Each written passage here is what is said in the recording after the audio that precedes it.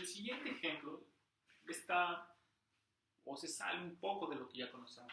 Está pensado para proveer una forma de medir distancias en el espacio de funciones continuas, ¿sí? Entonces, consideremos este espacio. Recordemos que este espacio lo conocemos en nuestro curso de análisis real.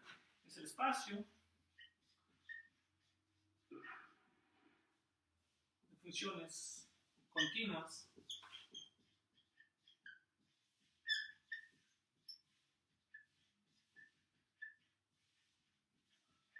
en el intervalo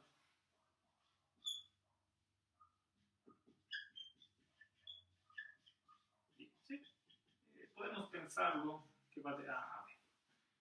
¿Bien? Entonces, ¿cuál va a ser la función que nosotros vamos a tomar? Entonces, la distancia entre dos funciones fg continuas en el intervalo AB va a ser simple y sencillamente el supremo de las diferencias de las funciones en valor absoluto evaluadas en cada uno de los puntos de nuestro intervalo. ¿Sí? Es claro por la forma como hemos definido esta distancia que la distancia entre dos funciones va a ser cero siempre y cuando las dos funciones sean exactamente iguales. Esto lo decidimos por la continuidad de las dos funciones en el espacio.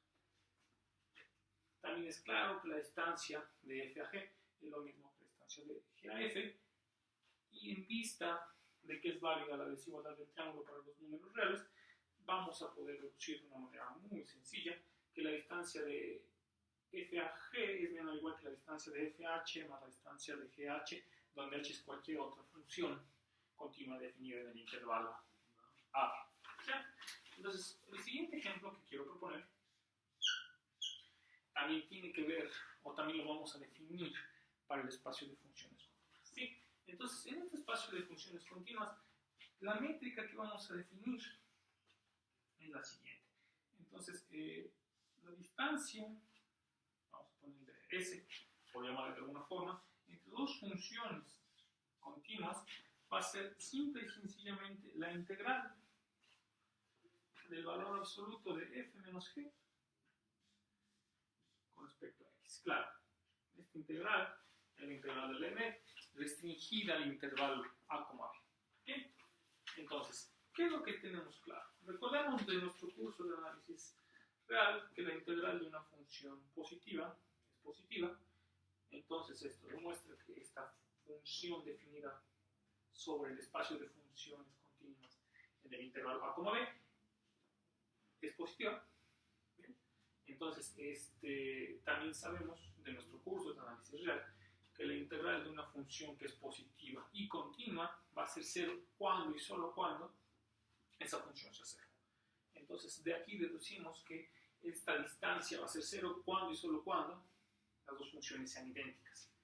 Y finalmente, del hecho de que se vale la desigualdad del triángulo para los números reales, vamos a deducir que esta distancia satisface, o que esta función satisface la desigualdad triangular. ¿Sí? Bien. De eso y del hecho de que la integral es una función monótona. Recordemos que la monoticidad para las integrales quiere decir que si tenemos una función que es mayor o igual que otra, que son integrales en el sentido de prima, entonces su integral va a ser menor o igual que la integral de la función que la domina. Bien. Entonces, esta es otra forma de definir una métrica para este espacio de funciones continuas. Otro ejemplo que es interesante de ver, que es solo un poco más elaborado, es el siguiente. Entonces, este tiene que ver con la gráfica de un grupo. ¿Sale? Entonces, es la gráfica de un grupo. ¿Sí? Entonces, recuerden, de nuestra teoría de grupos sabemos que un grupo es un conjunto no vacío que satisface las propiedades que hay un elemento. Tenemos una operación, puede ser la multiplicación, por llamarlo de alguna forma. Tenemos un elemento que es neutro con respecto a esta aplicación. Si tenemos un elemento y podemos encontrar otro que al multiplicarlo se anula. Además, esta operación va a ser asociativa. Y ya, eso es un grupo. Bien, entonces, estamos interesados en el siguiente caso. Consideramos un grupo que es numerable, donde el numerable va a querer decir para nosotros que lo podemos etiquetar con los números naturales y que tiene un número finito de generadores. Es decir, cualquier elemento del grupo se va a poder expresar como un producto finito de estos elementos que podemos escoger, ¿sí? O de este conjunto de generadores que pertenece al grupo, ¿sí? Un ejemplo de este tipo de grupos son los enteros, ¿sí? El grupo de rotaciones finitas, etcétera, etcétera. No es difícil construir este tipo de grupos. Entonces, si consideramos un grupo G numerable,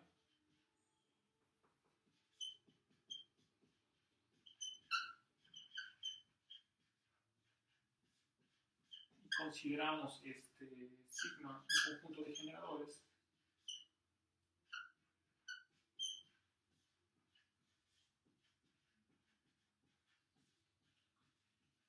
¿vale? Vamos a pedirle a este conjunto de generadores que satisfaga la siguiente propiedad.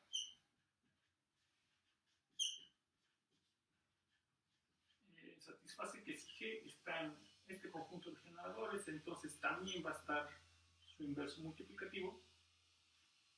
¿Sale? Vamos a pedirle que la identidad de nuestro grupo no esté en el conjunto de generadores, ¿sí? Que satisfaga también que si A está en sigma, entonces A no es idempotente. Esto de idempotente quiere decir que si se eleva al cuadrado, tiene que ser distinto de la identidad. ¿Sale? Entonces pedimos un grupo con un conjunto de generadores finito y que el conjunto de generadores satisfaga estas propiedades. Bien, vamos a crear la gráfica de Cayley de la siguiente forma. ¿Sale? Entonces vamos a pintar el grupo, o pintamos los elementos del grupo, en donde queramos en un plano, en donde se pueda. ¿Sale? Entonces tenemos este G, este H. Estos van a ser los vértices de nuestra gráfica.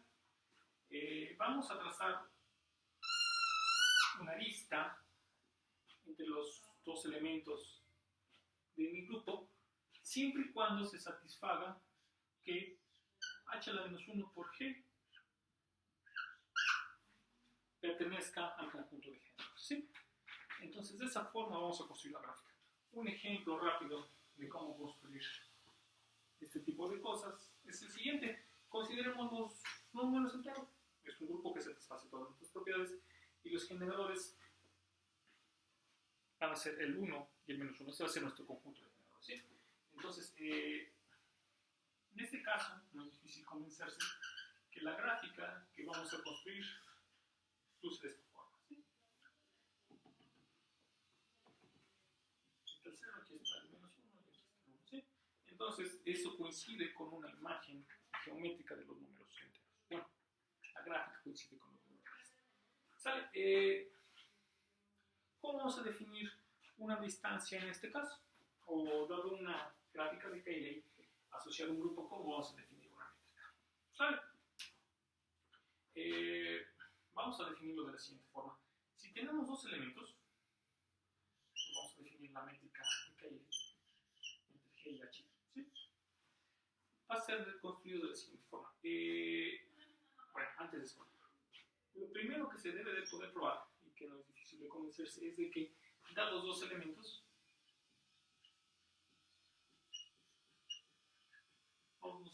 en el grupo, siempre hay un camino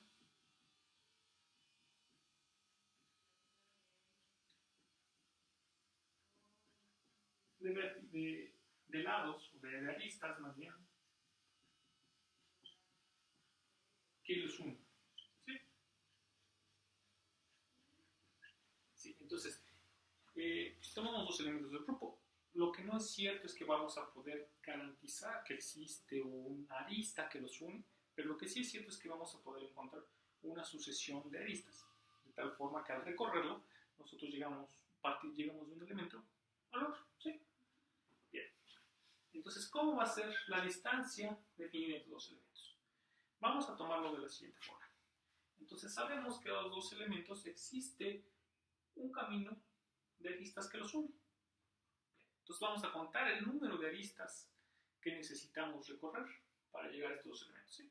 Entonces, ese es un número posible.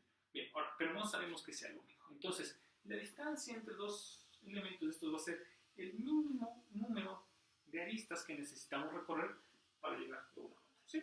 Entonces, es claro que la distancia va a ser cero siempre y cuando estamos hablando de un elemento.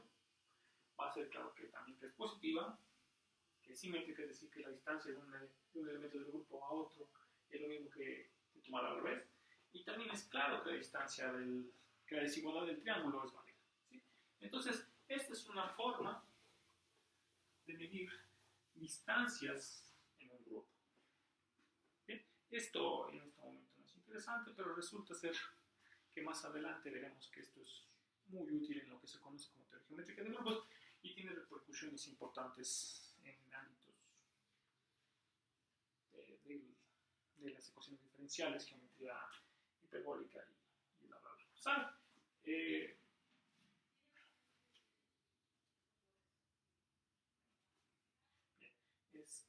Ya, esos son todos los ejemplos. Entonces, con esta parte terminamos